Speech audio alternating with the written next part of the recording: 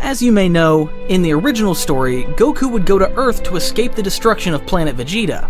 But this time, something would happen that would change the entire story of Dragon Ball and the events to come. Gine was very hesitant about Bardock's idea of sending Kakarot to Earth. For starters, she didn't want to abandon her son, and she didn't trust his ability to survive on his own due to his extremely low power level. Despite Bardock's attempts to ease her fears by explaining that Earth was a planet with very low power levels, it was still not enough to convince Gine to let her son go to another place without them. She believed they should go with him as well. At that moment, Bardock was deep in thought. He realized they could be tracked, but only if someone had a tracker. Then an idea struck him. Bardock, snapping out of his thoughts, decided to agree with Gine's insistence, assuring her that they would also go to Earth. However, he explained that they wouldn't travel together or in the same space capsule as Kakarot to avoid drawing attention from trackers. He told her she could reach Kakarot a few days later after he had managed to steal another space capsule for her. But Gine began to worry about Bardock, asking what he planned to do to escape planet Vegeta and Frieza himself. Bardock told her not to worry, that he would come up with something, a response that Gine reluctantly accepted, though it left a bitter taste in her mouth. From there, things would proceed just as in the original story, with them bidding farewell to Kakarot as he left for Earth. A few days later, they managed to repeat the process, and it was now Gine's turn to be sent to Earth. Bardock set the same coordinates he used for Kakarot's space capsule, and Gine entered the capsule, bidding him farewell and wishing him luck, hoping they would meet again soon. From this point on, events would unfold as in the original story. Bardock attempted to change planet Vegeta's fate, but he was unsuccessful. When Frieza launched his attack to destroy planet Vegeta, Bardock tried to stop him, but the overwhelming power difference between him and Frieza left him on the losing side of the clash. Just as he thought he was about to die, Frieza's attack was so powerful that it sent Bardock flying to the surface of planet Vegeta, where he landed near the space pods. Only one pod remained, and although it was very old, Bardock didn't hesitate for a second. He climbed into the ship, set the coordinates for where he had sent Gine and Kakarot, and prepared for departure, escaping the atmosphere of planet Vegeta at the last moment before the explosion reached his ship. Meanwhile, Gine was already near Earth, entering its atmosphere and finally reaching her destination. She exited the space capsule, relieved to have arrived at the same destination as her son. Her first instinct was to leave the capsule and fly around the area where she'd landed, hoping to find her son's capsule. However, she realized it would have been much easier if she had a tracker, as she still couldn't sense Ki. It took her a few hours to find Kakarot's capsule. Seeing it, she was overjoyed, thinking her son was still inside. But to her surprise, he was nowhere to be found. Instead, it seemed someone had taken him. This left Gine feeling nervous, fearing that something had happened to her son. She resumed her search but ultimately found nothing, unable to locate her son without a tracker, a technology Saiyans had become highly dependent on for navigation. As night fell, Gine felt devastated, unable to hold back her emotions and anxiety over not finding her son. She prayed that he was safe and well, at least for that night, and hoped there wouldn't be a full moon. Suddenly, she spotted a small house on a hill in the distance. She headed toward it to find a place to spend the night. Upon reaching the house, she entered, surprised to find it wasn't abandoned. Someone seemed to live there, but she didn't dwell on it, exhausted as she was. She sat on one of the beds, drying her tears over her earlier worries. Shortly after, she prepared to lie down, but before she could sleep, she heard a noise, which put her on high alert. She saw an old man at the door, holding a baby who, unexpectedly, was Kakarot. Gine jumped for joy, embracing her son tightly through tears, overjoyed to be reunited with him. Gohan was confused by her reaction and, moreover, by the identity of this stranger sleeping on one of his beds. He asked her who she was. She replied that she was the mother of the baby, whose name was Kakarot, and that her own name was Gine. She expressed her deep gratitude to the old man for taking care of her son during the short time they'd been apart. Gohan told her it was a pleasure and that it was no problem. However, he was still puzzled as to why both she and her son Goku had a tail. Gine would feel slightly annoyed at the old man for calling her son Goku when she had just told him his name was Kakarot, but Gohan found that name quite unpleasant and thought Goku suited the little one much better. Seeing how her son was squirming with laughter and had a face full of joy hearing that name, Gine would relent and accept that perhaps Goku was indeed a better name if that's what her son preferred, though it saddened her that he'd chosen a name of earthly origin over one from his Saiyan roots. With that matter cleared up, Gohan would again express curiosity as to why they both have tails. Gine would simply tell him it was a long story, but one she'd be willing to share. Eager to learn more about the origins of mother and son, Gohan would invite them inside to warm up a bit from the cold outside, so they could share their story more comfortably, a proposal Gine would gratefully accept. Gohan would also invite Gine to enjoy some of the food he had prepared earlier for little Goku, amazed by the appetite of an adult Saiyan, which was much greater than that of her young son, Kakarot, despite her being a woman. He could scarcely imagine the amount of food an adult Saiyan could consume. After dinner, they would get ready to sleep, with Gohan offering Gine his larger bed to share with her son. Meanwhile, Bardock, badly injured from his encounter with Frieza, was struggling to survive. He hoped his battered body could endure the journey, as the outdated space pod he was in calculated that it would take a week to reach Earth, a journey that would be both long and arduous in his current state. Returning to Gine, she would continue sleeping alongside Goku, while Gohan had awoken and was preparing breakfast. Eventually, the Saiyan mother would wake up along with her son, with Gohan greeting them and offering a breakfast suitable for their appetites. Though Gohan was a fairly mediocre cook by Earth's culinary standards, to Gine his food was the most delicious thing she had ever tasted. During breakfast, now having recovered from the long day before, Gine would go into greater detail about her and Kakarot's origins, sharing an extensive account of the Saiyan race, their tales, Planet Vegeta, Frieza, King Cold, and the horrible work they had to do for the benefit of the latter two, an account that would horrify and chill the kind old man to the bone. He couldn't believe that a woman as kind and gentle as Gine could come from such a savage and ruthless race as the one she was describing. However, remembering the early days with Goku after he arrived on Earth, he could also understand how an adult Saiyan might be. Realizing more and more to his own horror that he was surrounded by beings with a destructive potential far beyond earthly standards, he seriously doubted that even his master, Master Roshi, could do anything against such powerful beings as the Saiyans. Despite being terrified by the destructive capacities and potential of the race to which Goku and Gine belonged, Gohan would ultimately accept them into his home, having deeply empathized with their situation and understanding that they wouldn't be here if they were like the rest of their race. Therefore, he would offer Gine all the hospitality she needed in his humble home, and of course for her son Goku too. Gine would feel deeply grateful for Gohan's kind words, accepting his offer to stay and live with him. Back with Bardock, he was now approaching the solar system where Earth was located, though barely holding on as his body nearly collapsed. He wondered if he would make it, but the thought of his wife and son would keep him going despite the immense pain he was enduring. Meanwhile, with Gine, she was taking care of Goku while Gohan went to a nearby village to do some shopping. Gine would realize she was starting to like life on Earth quite a bit, finding it, in the end, a good place to stay and raise her son Kakarot if they were now doomed to never return to their home planet, which by that point Frieza had likely destroyed. She felt sad thinking that Bardock probably couldn't control his Saiyan pride and had died fighting Frieza, accepting with a heavy heart that she would likely never see him again. But just as she lamented, she suddenly saw a large object approaching at high speed from the sky. She realized it wasn't just any object, but a space pod, and at that moment, Gine's hopes reignited as she wondered if the person inside could be who she thought it was. Carrying her son Kakarot, she would dash at full speed toward the location where the pod was about to crash, eager to confirm her hopes. As she flew, she wondered if it really could be Bardock, or perhaps Raditz. Who knows? Anything was possible now, and regaining hope filled her with joy as she hurried to the crash site to confirm who was inside. Gine arrived at the landing site both worried and excited. She decided to approach the space pod, hoping it was either her husband or her own son. Finally, the space pod began to open, revealing much to Gine's delight that it was indeed her husband Bardock, though he was in very poor condition. Holding her son in her arms, Gine didn't hesitate for a second to pull Bardock out of the space pod, wondering what kind of torture Frieza might have inflicted on him to leave in such a state. Bardock then started to explain to Gine that he had managed to escape thanks to an old pod that was, fortunately, still operational. He had been extremely lucky, as he wasn't detected by Frieza's army radars. However, he was still furious and frustrated for not being able to prevent Planet Vegeta's tragic fate.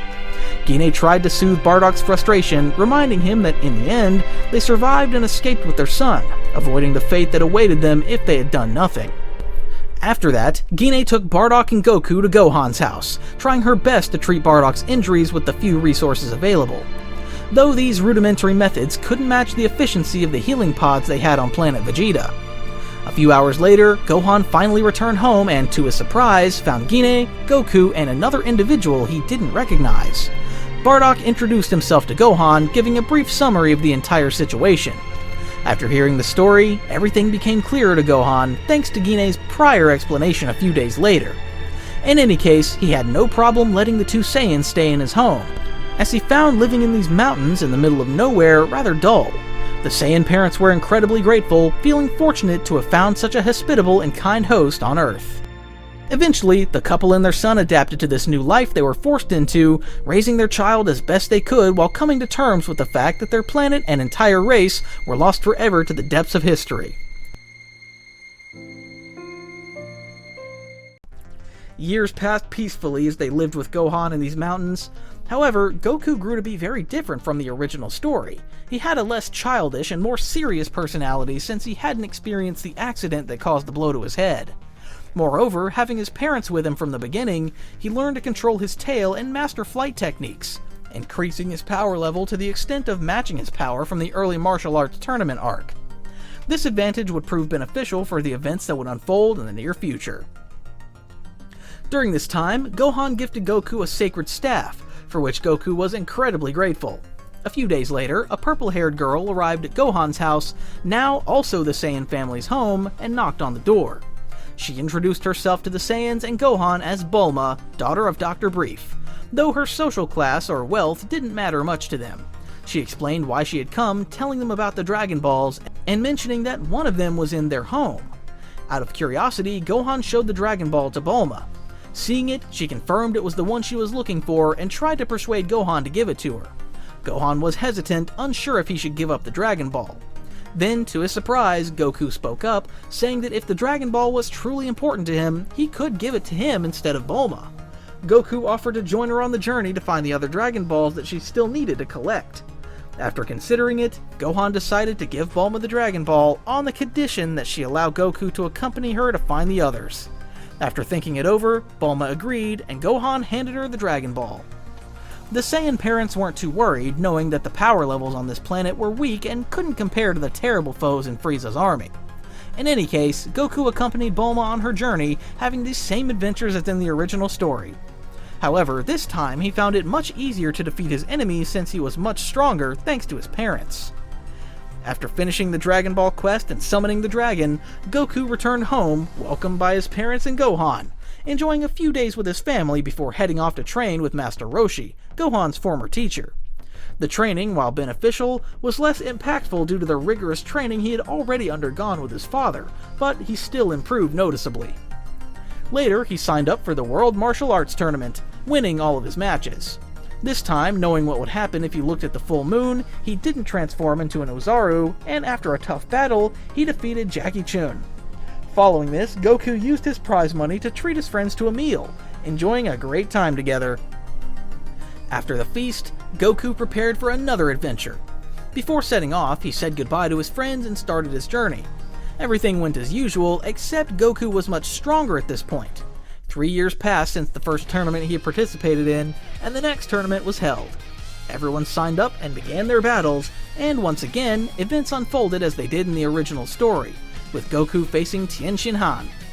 Although the fight was challenging, Goku ultimately emerged victorious as his power level was slightly higher than Tien's, enough to secure a win against the Triclops. After that thrilling tournament, Goku again invited his friends to eat. However, Goku forgot his staff, so Krillin offered to fetch it for him as a favor, showing his helpful nature. Goku was grateful for his friend's kindness. A few minutes later, feeling uneasy about his friend's delay and sensing that something terrible might have happened, Goku rushed to the tournament locker room. To everyone's horror, he found his best friend dead, while the tournament announcer was barely conscious, explaining that they had been attacked by someone calling himself the son of King Piccolo. This news deeply alarmed and terrified Master Roshi, but Goku was too furious to hesitate. He asked Bulma for the Dragon Radar and flew off at top speed to find his friend's killer, ignoring the worried warnings of Master Roshi. A few moments later, Goku would find Tambourine, and upon reaching him in the air, he wouldn't hesitate for a second to kill him and reclaim the Dragon Ball he had stolen. Then, due to extreme exhaustion from having flown at such high speeds following a long tournament where he fought Tien Shinhan, Goku would fall to the ground completely unconscious from the sheer fatigue. After losing consciousness, he would be found by Yajirobe, who would take him to Korin's tower, where he would recover thanks to a Senzu Bean. Korin would then tell Goku that the only way to defeat King Piccolo was by drinking the ultra-sacred water of the gods, a suggestion that Goku, seeing the urgency of the situation, would accept. He would drink this extremely dangerous water, remaining unconscious for nearly an entire day. A day in which all of Goku's friends would attempt to stop the threat, ultimately leading to the deaths of Chiaotzu and Roshi. Meanwhile, Tien would be practicing the evil containment wave technique to have a more concrete chance at defeating King Piccolo, in case he couldn't do it with his own power and brute strength. Eventually, Goku would awaken, displaying a power that, for the time, was relatively high, boasting a battle power of 350. After thanking Master Korin for the water that had granted him more power than he previously had, he would set off, flying in the direction where King Piccolo was, arriving just in time to save a critically injured Tien, who had been beaten by Piccolo's son.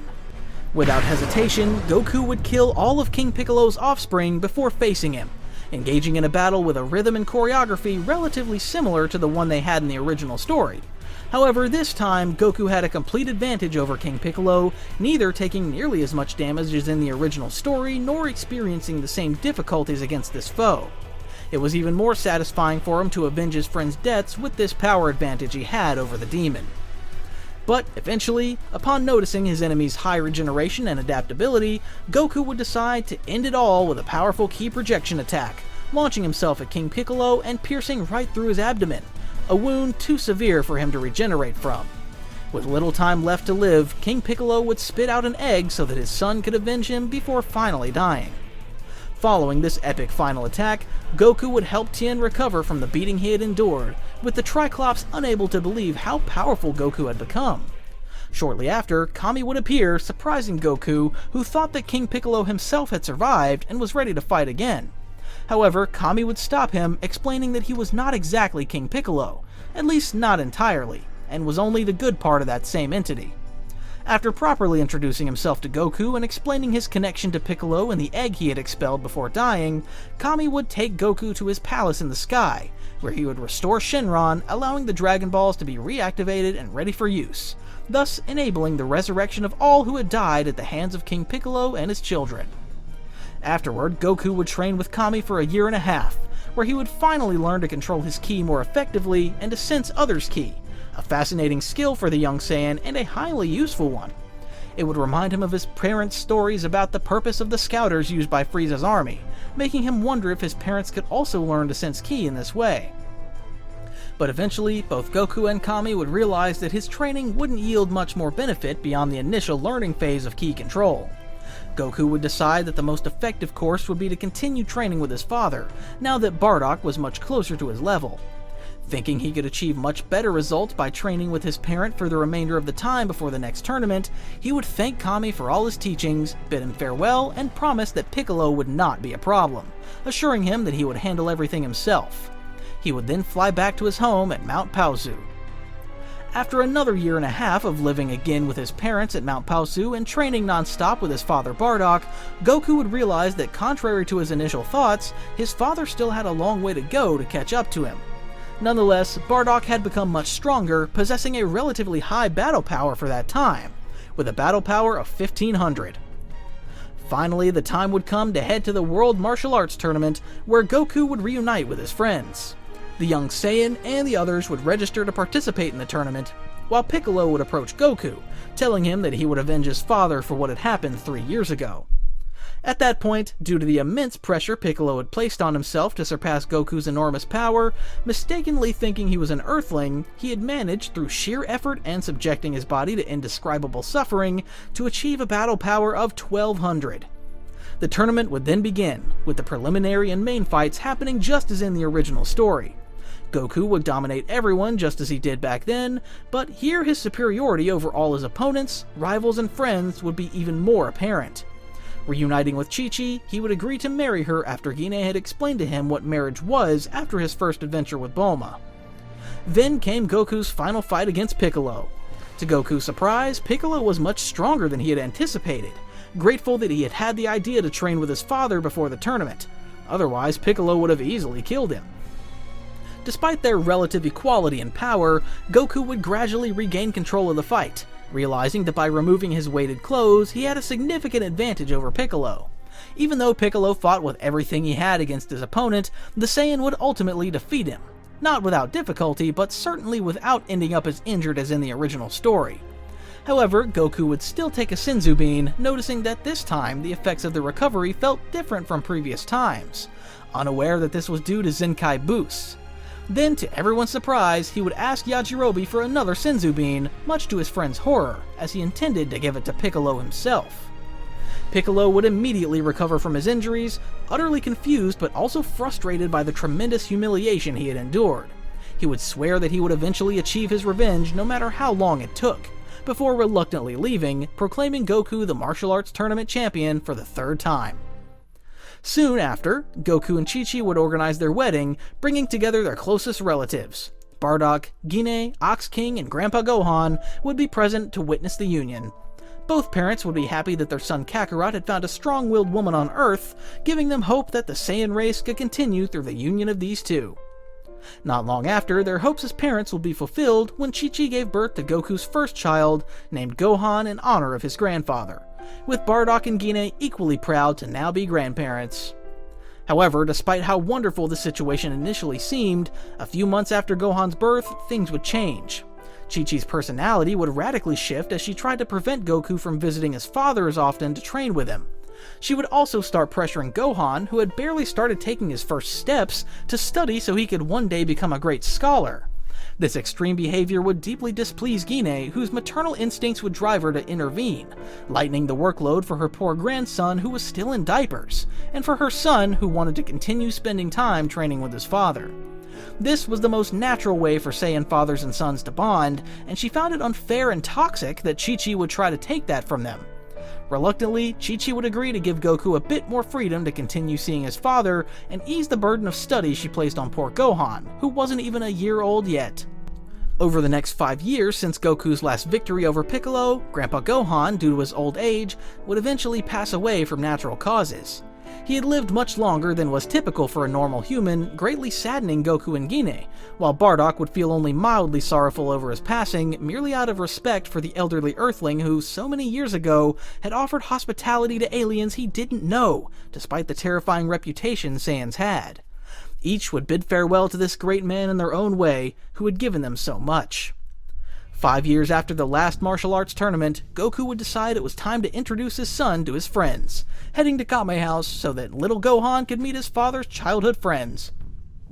Far from what Goku could have imagined, that day a visit to his friends would not end at all as he would have imagined, because at that very moment in space, a space capsule like the one in which the Saiyan family had arrived on Earth so many years ago was rapidly approaching the same planet, and that was none other than Raditz, the lost son of Bardock and Gine, and brother of Kakarot, who was on his way to Earth to find his brother and ask for his help to eventually, if possible, defeat Frieza.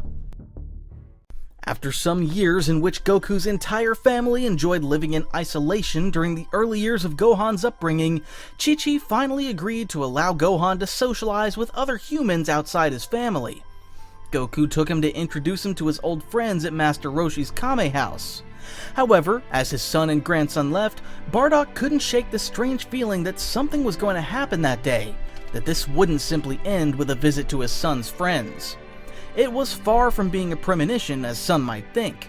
Instead, Bardock's strange feeling was actually the tiny key of Raditz that he could very faintly perceive approaching Earth, eventually landing on the planet under similar circumstances to the original story, while Goku was on his way to Kame House with Gohan. The reunion among old friends and the introduction of Gohan would proceed much like in the original story until Raditz arrived on the island. He had ignored Piccolo, sensing that his power level was suspiciously close to his own. not wanting to take unnecessary risks as he had only come to the planet to find and retrieve his brother Kakarot. Upon his arrival, everyone was confused by the strange appearance of this newcomer, and Goku quickly noticed his tail, uncomfortably asking him if he was a Saiyan. Raditz, with a confident smile, confirmed that he was indeed a Saiyan, though he had found it strange that this man knew of his race without remembering his brother.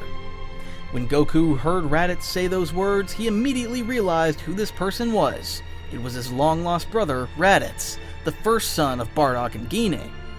Goku, or rather Kakarot, recognized that now he did remember, though only vaguely, recalling that he had once been visited by a boy with long hair that reached down his back while he was still in his Saiyan incubation pod.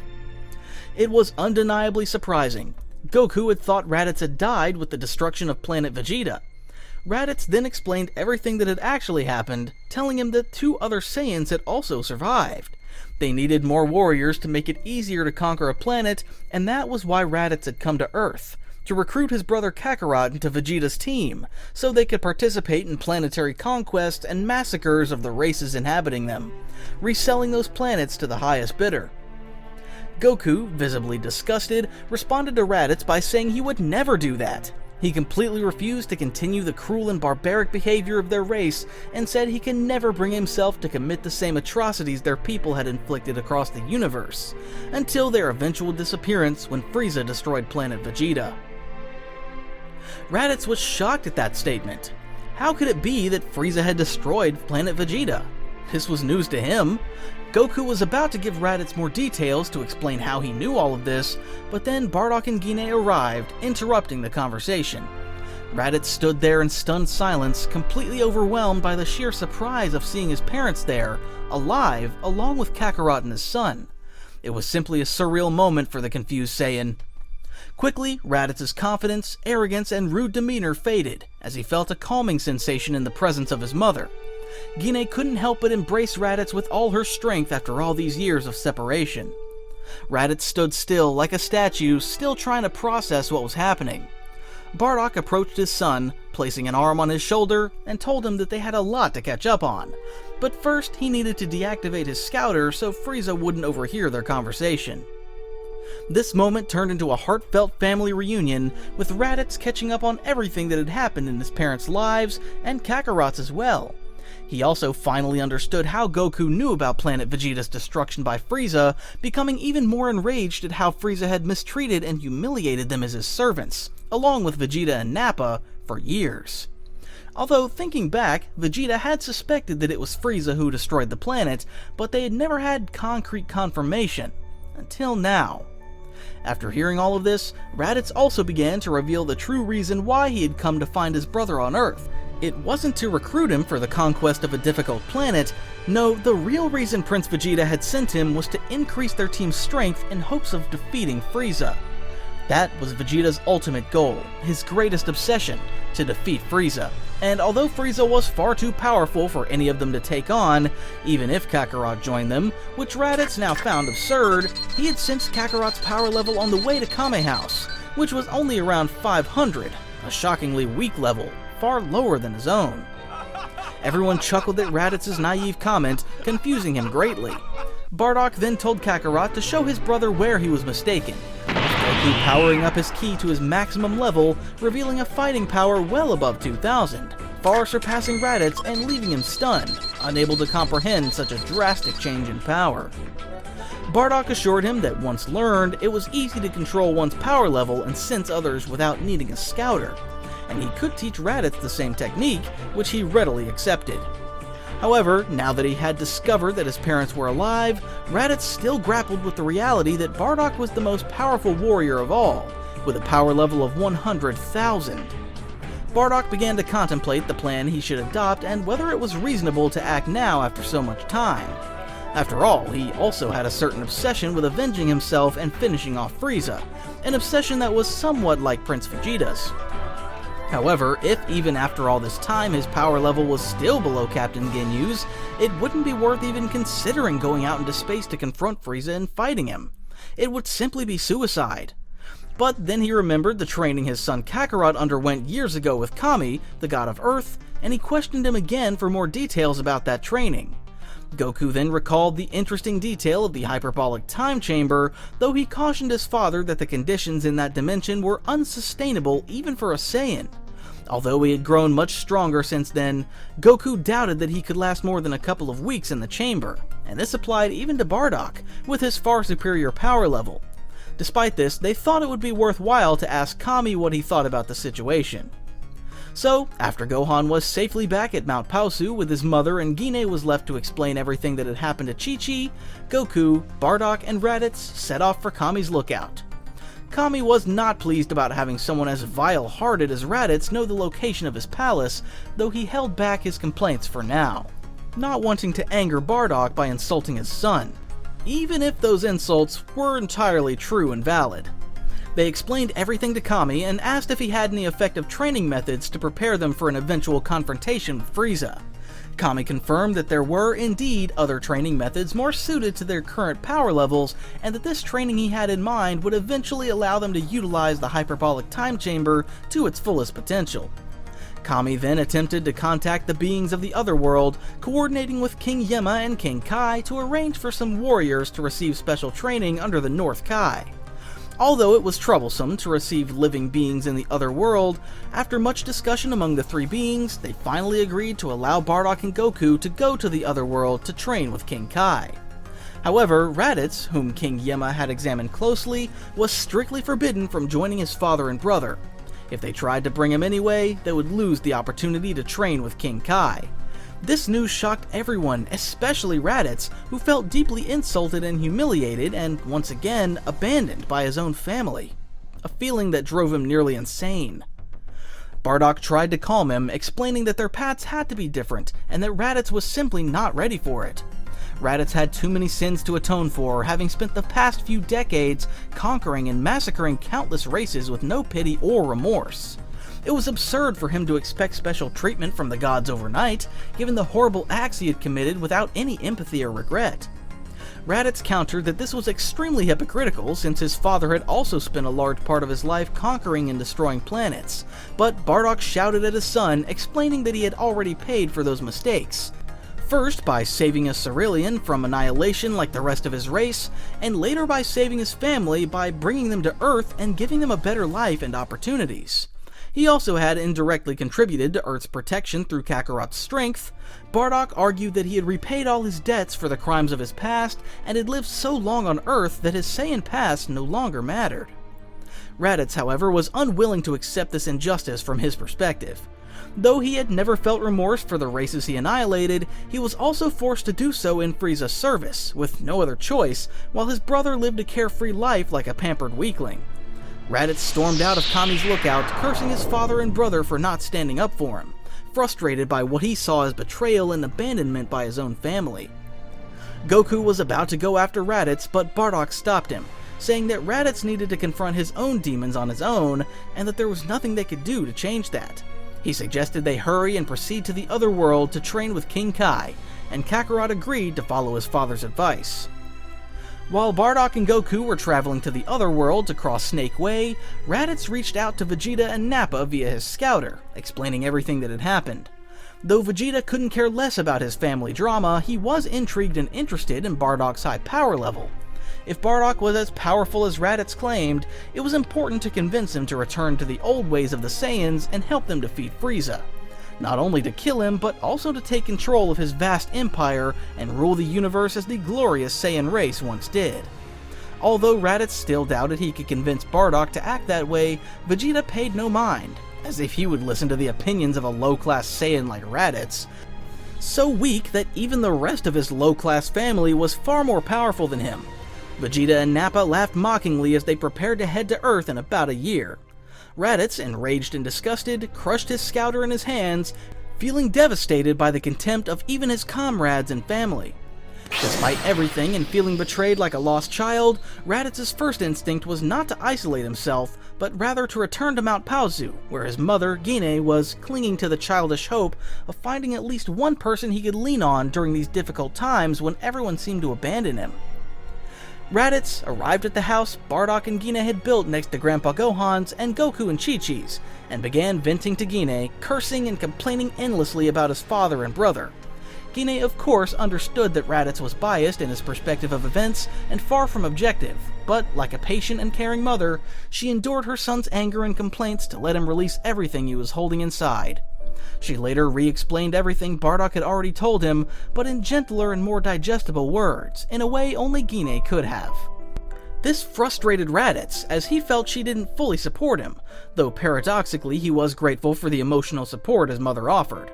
He finally managed to calm down a bit and accept that Kakarot and Bardock had gone to train in the other world without him. Still, he remained frustrated and had no idea where to start to train and become stronger on his own, as he had never trained a day in his life. What the Saiyan didn't know was that outside the cluster of homes that made up the Sun family, a Namekian was listening in on the entire conversation, learning everything about the Saiyans who would arrive in a year, and of course about Frieza. This Namekian decided that this was a unique opportunity to grow in power thanks to the brother of his greatest enemy, Son Goku. After spending hours venting and talking with his mother, Raditz left his parents' home unsure where to go next, thirsting for answers to his doubts and frustrations. While flying aimlessly, Piccolo appeared before him, and Raditz suddenly recalled who he was. He was the power level he had detected and ignored earlier that same day, surprised to find that he too was a Namekian like the god of Earth. Piccolo would be taken aback by that revelation, not fully understanding what Raditz meant by Namekian, yet intrigued by the information Raditz could offer him. After a few minutes of intense conversation, they would both realize they shared a common interest, to benefit from each other in order to gain power that could rival Goku, in Piccolo's case, and Kakarot in Raditz's case. Finally, the two would agree to train together in preparation for the arrival of the Saiyans and the eventual confrontation with Frieza. Bardock and Goku would begin their journey along Snake Way, but very quickly they would realize that if Bardock carried his son, they could reach King Kai's planet in just a few hours instead of several days, or even weeks. Thus, a very surreal situation would occur. Bardock would find himself carrying his fully grown son in his arms, which he found extremely embarrassing and humiliating. Meanwhile, Goku found it hilarious due to the absurdity of the situation, but he would quickly be silenced by his father, who scolded him for always acting like an idiot. It was even more unsettling for Bardock to see his son behave so childishly now that he was an adult. It was like seeing a twisted version of himself in a mirror acting like a clown. Bardock mentioned that if Goku knew how to stand his ground with his wife, he would have been able to continue training all these years, and they wouldn't find themselves in this ridiculous and embarrassing situation of a father carrying his son, who was also a father. Goku would feel bad about those harsh words from his father, although he didn't agree that life should be taken so seriously, having not hit his head in this storyline. At least he was able to understand his father's reasoning and the seriousness he carried with him. Besides, Goku suspected there was something else weighing on his father's mind. Perhaps frustration that, after all these years, he still wasn't strong enough to defeat Frieza. After all, until Raditz's arrival, it was impossible to know how strong Bardock had become. Even though they had learned long ago to sense Ki, it was something Bardock couldn't do when he confronted Frieza to defend planet Vegeta. Therefore, discovering now with Raditz's scouter that his power level was still below Captain Ginyu's put him in a foul mood. After barely half a day of travel, father and son would arrive at King Kai's planet, with Bardock standing on the tiny world without issue, while Goku found himself momentarily crushed by the planet's gravity. It wasn't that he didn't have the power to endure it, but simply that he wasn't used to being subjected to 10 times Earth's gravity. Frankly, Bardock felt extremely embarrassed seeing his son's incapacity and unserious attitude, which made him sick. Eventually, a monkey would appear in front of them, confusing both father and son. Goku, thinking that the monkey in question was King Kai, began imitating its embarrassing monkey-like poses and sounds, prompting Bardock to give his son a tremendous smack on the head, asking if he had gone stupid or what. Obviously, that monkey wasn't King Kai. And as if to confirm his point, the real King Kai appeared in front of them and the monkey Bubbles, confirming that he was indeed King Kai. Bardock then took charge of the conversation, introducing himself and his son to the North Kai, explaining that they had come here to train with him to become much stronger. Thanks to this clarification of Bardock and his son Kakarot's, or Goku's, intentions, there would be no misunderstandings that they had come to learn jokes from King Kai. Thus, they would begin training with him immediately. Meanwhile, on Earth, Raditz and Piccolo would begin their mutually beneficial training, aiming to become much stronger.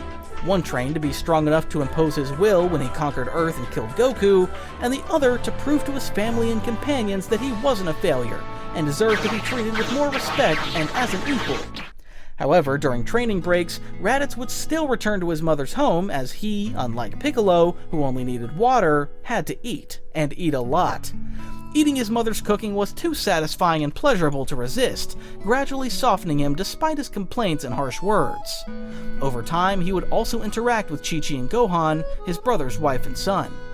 This would inevitably force Piccolo to interact with them more as well, with Raditz and Piccolo slowly starting to grow fond of little Gohan without initially realizing it, much to the delight of Gine and Chi-Chi, who saw that their strategy of bringing them closer to Gohan was softening the two of them just as they had planned.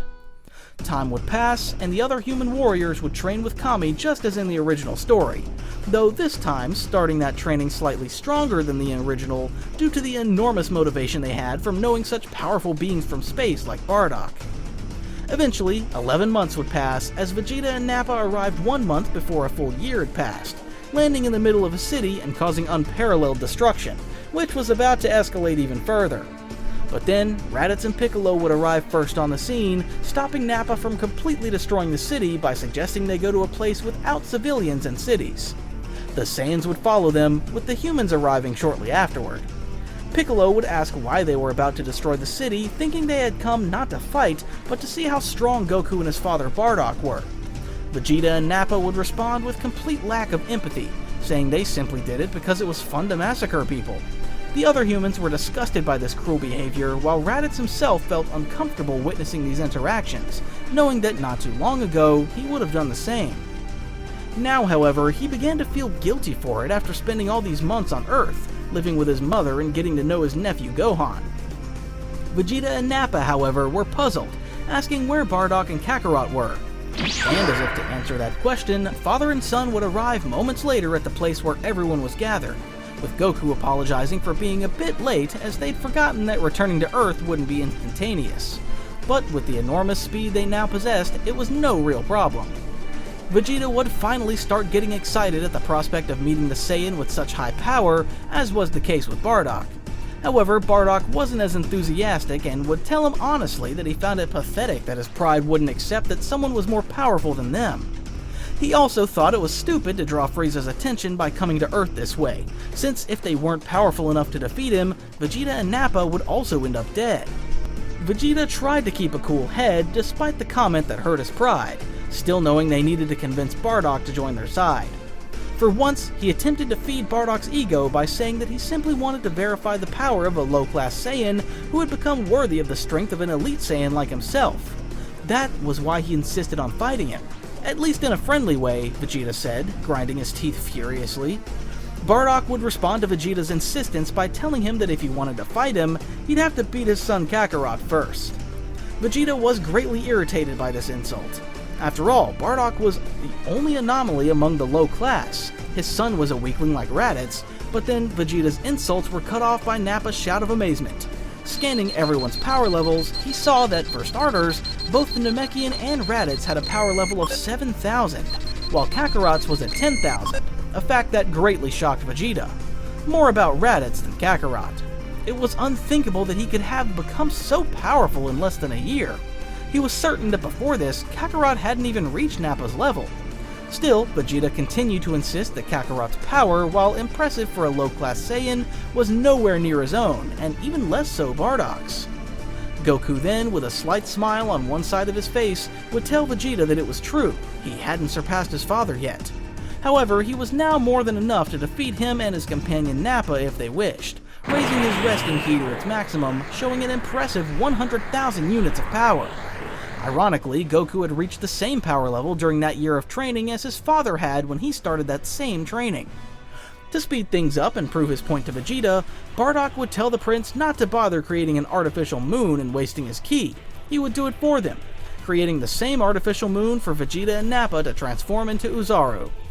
Bardock, Goku, and Raditz took extreme care not to look at the moon, averting their gaze so that only Vegeta and Nappa would transform. Once they had transformed, Bardock deactivated the artificial moon so they could look around without any problems. Bardock told them that the effects of the Blutz waves from that artificial moon would only last a few minutes, so they'd better get to it and fight his son Kakarot if that's what they wanted.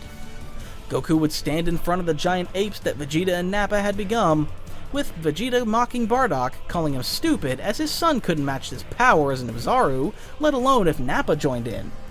Besides, he hadn't wasted any energy creating an artificial moon, but Goku would silence them immediately, activating a Kaioken x5 and beginning to fly around Vegeta and Nappa's gigantic bodies at an absurd speed, easily hitting them and severely injuring them, taking advantage of their huge size. Within seconds, Vegeta and Nappa were defeated and unconscious from Goku's brutal blows, as he descended again in front of his father and friends, exclaiming that it was too easy. Everyone else, especially Raditz and Piccolo, looked on in amazement and terror at such power, unable to believe that Goku had become so strong in such a short time. Neither could they imagine how powerful Bardock was if he was indeed still the strongest of the two. Raditz regretted seeing that his plan to impress his father and earn his respect had failed. Despite surpassing Nappa, he was still a weakling. A few minutes later, the temporary effects of the artificial moon would fade, and Vegeta and Nappa would return to their humanoid forms, waking up shortly after from the massive beating Goku had given them. Vegeta would find himself deeply wounded in his pride. A low-class Saiyan becoming so immensely superior to him was hard enough to swallow, but two of them? That was the last straw. Still, he pushed forward, insisting on the obvious. Wasn't it clear, he would ask? They were already far stronger than Frieza. Surely they could defeat him. Also, didn't Bardock want to avenge his race, Planet Vegeta, his Saiyan legacy? Bardock would scoff at these attempts to manipulate him into doing what Vegeta wanted, but it was true. He wanted revenge, and he would love to kill Frieza, not for his race or Planet Vegeta, but for his personal pride and family honor.